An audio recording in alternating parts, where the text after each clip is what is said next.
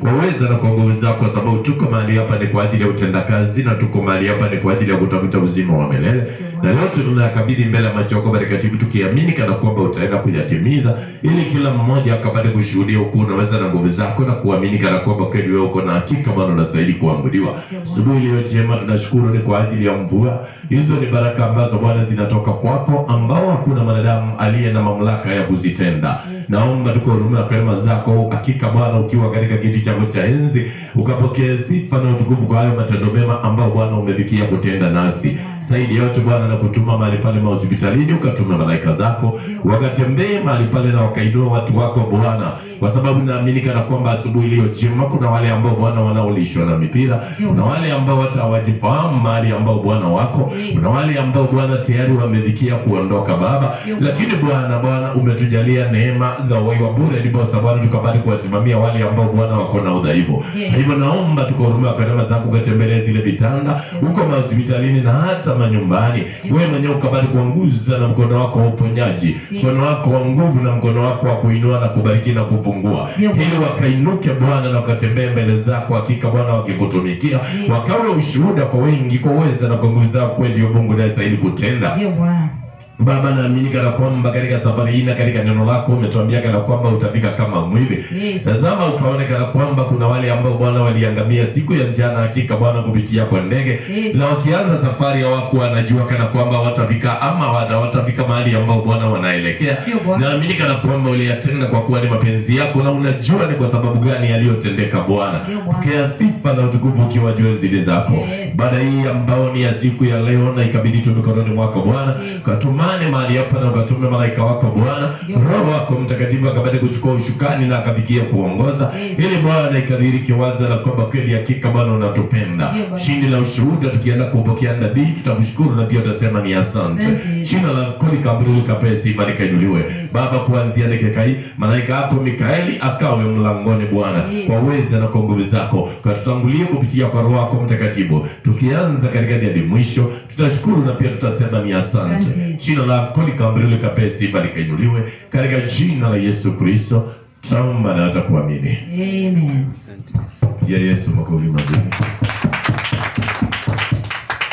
Bwana apewe sifa. Amen. Kwanza tunamshukuru Mungu kwa ajili ya matendo yake mema ambao amefikia kutenda nasi. Yeye ni mwaminifu, yeye ni mwenye uwezo, yeye ni mwenye nguvu. Hakuna jambo linaloshindikana mbele ya macho yake matakatifu. Tukumbuke kana kwamba tuko mahali hapa, tumetoka makwetu ili tukamtolee Bwana ibada ambayo inastahili, na ibada inayomstahili inaanzia moyoni.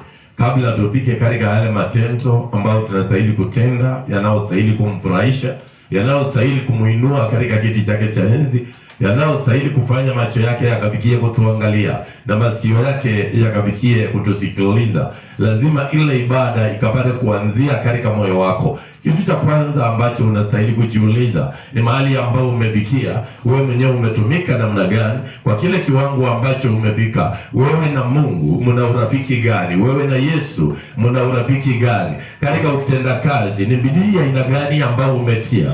Kwa sababu na maandiko inaniambia kana kwamba chochote mtu atakachopanda hicho ndicho atakachovuna, na hakuna njia nyingine. Kile ambacho kitakachotimia ni maandiko. Bwana apewe sifa. Kwa hivyo wakati ambao tunatenda mema, Mungu anafikia kufurahia. Wakati ambao tunamtumikia kwa kujitolea, anafikia kufurahia. Na wakati ambao tunajitolea kwa hiyo kazi yake, pia yeye mwenyewe anafikia kututendea mema ambayo yatafikia kutufurahisha na kutuaminisha ya kwamba kweli huyu ni Mungu ambaye tunafikia kumtumikia. Kwa hivyo kile ambacho ninachokiomba kwako ni kuelewa kana kwamba kunaye Mungu ambaye unatumikia, kuelewa kana kwamba amekuita kwa ahadi ambayo amekuwekea. Ni ahadi ambayo ni ya uzima wa milele, na hiyo ahadi unafaa kuielewa vizuri sana, ili yeye mwenyewe akapate kutenda mema kwako. Psalm 67. Ndio tuende katika hali ambayo ni ya maabudu. Mungu na atufadhili na kutubariki na kutuangazia uso wake, njia yake ijulike duniani, wokovu wake katikati ya mataifa yote.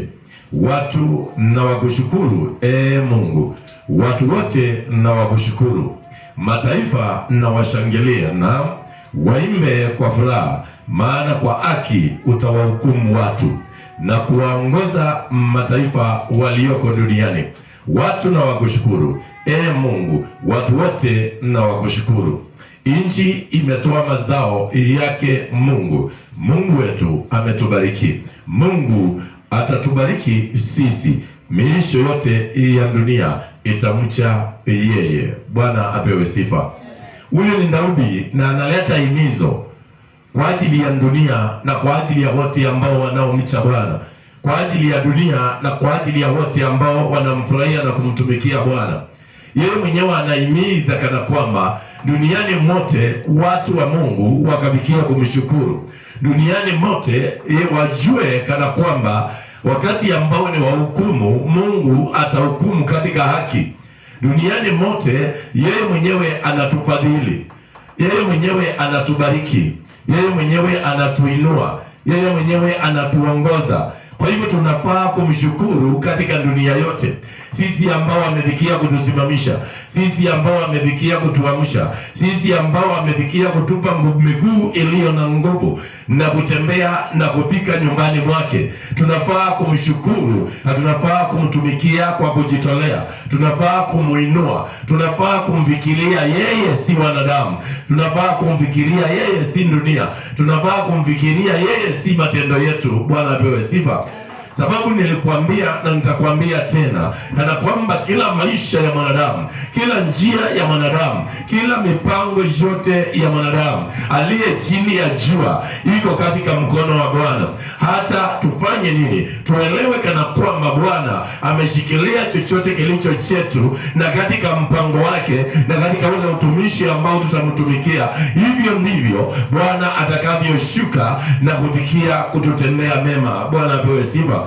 Kwa hivyo wakati unaposhikamana na Bwana, usisahau kana kwamba chochote ambacho unahitaji maishani kiko mikononi mwake. Kwa hivyo wakati utakapotembea na neno, wakati utakapotembea na Roho Mtakatifu, na wakati ambao utatembea kulingana na mahusia ama mapenzi ya Bwana, Bwana atafikia kutenda mema kwako. Bwana atafikia kujirisha. Hili usimwache, lakini ukaendelea kumtumainia na ukaendelea kumtumikia katika roho na kweli, katika maisha yako yote ambayo amekuhesabia kuishi mahali hapa duniani.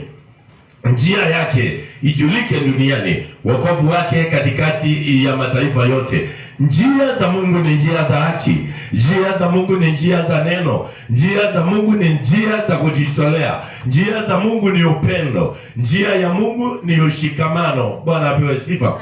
Na wakati ambao tunashikamana, wakati ambao tunakuwa na ule umoja, wakati ambao tunakuwa na ule upendo, Mungu hatakosa kuwa katikati yetu. Bwana apewe sifa. Ndio tunaweza tembea, uwe na rafiki, uwe na ndugu, uwe na dada, lakini katika vikao na katika kunena mnapitana katika maneno, lakini hii haifai kututenganisha. Hii haifai tujiulize maswali. Kile uanga kinahitajika ni kukaa pamoja, kusemezana tena na tena mpaka tuelewane, ile njia ya Bwana ikapate kukamilika kwetu. Bwana apewe sifa. Ukiangalia ule muda ambao Yesu alichukua akiwa na wanafunzi wake ndio awaachie roho, ulikuwa ni muda ambao ni mrefu sana, na yule aliyekuja kumsaliti alikuwa katikati ya wale ambao walikuwa wanamsikiliza. Alikuwa katikati ya wale ambao alikuwa anapenda. Hata huyo ndio alikuwa namba moja, upendo. Pigia Yesu makofi mazuri kwa hili kitu.